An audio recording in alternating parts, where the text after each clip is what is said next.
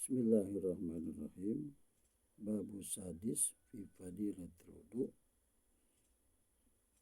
Bab ke-6 menerangkan tentang keutamaan berwudu. Qala Nabi sallallahu alaihi wasallam, Nabi sallallahu alaihi wasallam bersabda, "Man tawadda'a li sholati."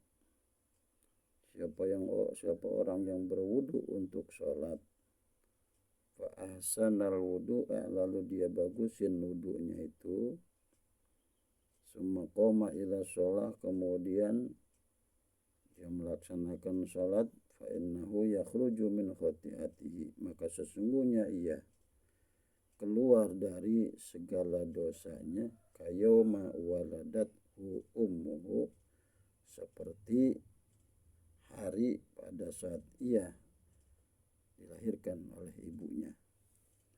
Jadi kalau kita berwudu kemudian kita bagusin wudu, jari-jari kita umpamanya kita sela-sela jari kaki, jari tangan, kemudian ketika kita mengusap wajah, kemudian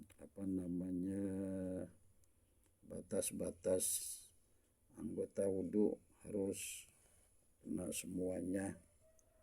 Kemudian juga kita ulang 3 kali biar sempurna. Maka ini kalau kita melakukan ini, maka semua dosa kita akan keluar, akan dihapus oleh Allah, dan kita bersih dari segala dosa seperti saat kita baru lahir dari ibu kita. Nah, karena itu sempurnakanlah wudu kita. Semua anggota wudu harus basah. Kemudian waqala sallallahu alaihi wasallam, man tawadda'a li sholah. Siapa orang yang berwudu untuk melaksanakan sholat, wa sholla, lalu dia sholat, habis wudu dia sholat, kafarallahu dzunubahu, niscaya Allah hapus segala dosanya, ma bainahu wa bainas sholatil ukhra, dosa yang ada di antaranya dan di antara sholat berikutnya yang mengikutinya. Jadi kalau kita berwudu untuk melaksanakan sholat, Allah hapus segala dosa kita, dosa yang ada pada diri kita, yang ada antara sholat lain dengan sholat berikutnya. Artinya umpamanya kita dari sholat maghrib, kemudian di antara sholat maghrib dan sholat isya ada dosa kita, maka dosa berikutnya sampai kepada sholat berikutnya, nah dosa kita dihapus oleh Allah Subhanahu wa ta'ala. Jadi sholat ketemu sholat, maka dosa kita diantaranya itu akan dihapus oleh Allah Subhanahu wa ta'ala. Jadi atau dosa diantara yang ada di antara kedua sholat, ya. Misalnya sholat maghrib, sholat isya, maka dosa yang ada di antaranya dihapus oleh Allah Subhanahu wa ta'ala. Wa qala sallallahu alaihi wasallam, man nama ala wudu'in.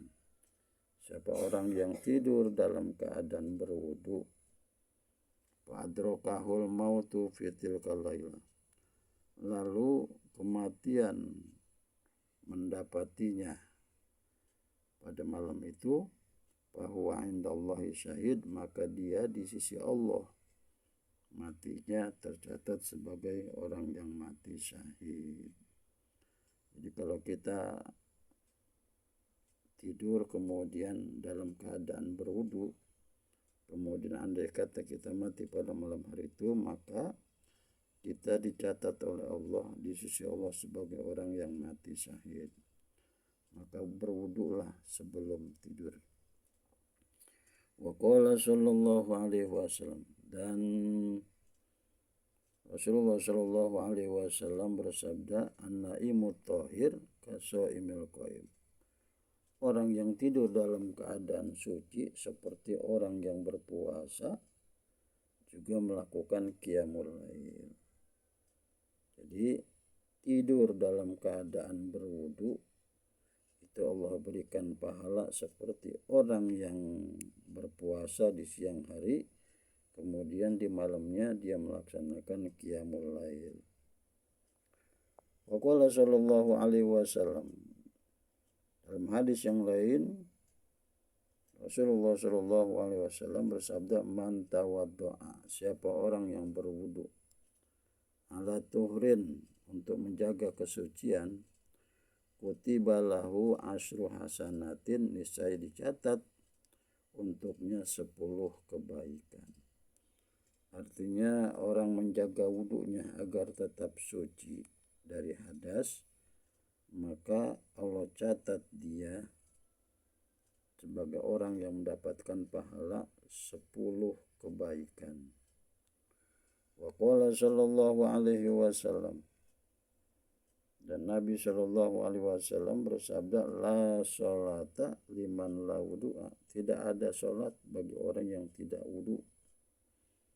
Jadi sama dengan orang yang enggak melaksanakan sholat kalau orang sholat enggak berwudu lagi. Wala wudu'a liman lam yadhkur ismallahi alaihi, dan tidak ada wudu bagi orang yang tidak mengucapkan bismillahirrahmanirrahim, atau tidak ada wudu bagi orang yang tidak menyebut nama Allah ketika berwudu. Jadi wudunya enggak sah, sholatnya enggak sah kalau enggak wudu, wudunya enggak sah kalau enggak baca bismillah. Wa qala sallallahu alaihi wasallam, kemudian dalam hadis yang lain Nabi sallallahu alaihi wasallam bersabda, al wudu'u satrul iman, wudu itu separuh iman. Jadi keimanan kita akan sempurna kalau kita melaksanakan wudu. Keimanan kita akan diterima oleh Allah Subhanahu wa taala kalau kita beribadah kemudian diawali dengan wudu. Salat kita harus wudu, wajib wudu. Jadi iman kita tidak akan sempurna kalau kita tidak melakukan wudu.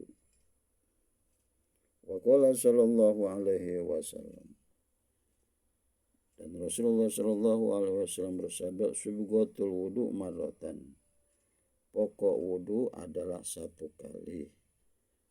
Wan tawaddo'a marrataini, siapa orang yang berwudu 2 kali, kana lahu kiplani, niscaya dia mendapatkan 2 pahala kiplani minal ajri, yaitu mendapatkan 2 pahala. Wa man tawaddo'a salasan, siapa orang yang berwudu 3 kali, fahuwa wudu'ul anbiya min qabli, maka itu adalah wudu para nabi sebelumku. Jadi kalau kita wudunya diulang 2 kali, maka kita mendapatkan 2 pahala. Jadi ketika kita misalnya mengusap wajah, membasuh kedua tangan, nah sekali-sekali, maka itu pokoknya wudu, wajibnya wudu sekali-sekali. Tapi kalau kita membasuhnya 2 kali, mengusap wajah 2 kali, membasuh wajah 2 kali, mengusap kepala 2 kali misalnya, terus membasuh kedua tangan juga 2 kali, kaki 2 kali, maka itu kita mendapatkan 2 pahala. Tapi kalau kita lakukan 3 kali, kita ulang 3 kali, misalnya basuh muka 3 kali, basuh kedua tangan 3 kali, mengusap kepala 3 kali, basuh kedua kaki 3 kali, maka itu kata Nabi wudunya para nabi sebelum Nabi kita Muhammad sallallahu alaihi wasallam Jadi wudhu mereka adalah seperti itu, 3 kali. Wa qala sallallahu alaihi wasallam la yaqbalullahu sholata ahadikum. Allah tidak menerima sholat salah seorang kalian idza ahdasa, apabila ya dalam keadaan berhadas, hatta yatawaddo, sehingga dia berwudu. Nah, kalau dia berwudu barulah sholatnya diterima oleh Allah Subhanahu wa taala. Wa qala sallallahu alaihi wasallam al wudu 'alal wudu, wudu di atas wudu adalah nurun ala nurin, cahaya di atas cahaya. Artinya kita perbaiki wudu kita, maka itu menjadi kebaikan di atas kebaikan, atau cahaya di atas cahaya kita. Umpama ketika kita masih dalam keadaan berwudu, kemudian datang waktu sholat, kemudian kita wudu lagi, maka itu yang dikatakan wudu di atas wudu, maka itu adalah cahaya di atas cahaya. Jadi sekalipun kita belum batal, kemudian kita wudu lagi, maka itu kita berarti memperbaharui wudu kita. Yang dikatakan wudu di atas wudu adalah nurun ala nurin, cahaya di atas cahaya. Wallahu a'lam bishawab. Mudah-mudahan jadi ilmu yang bermanfaat buat kita semua. Amin ya rabbal alamin.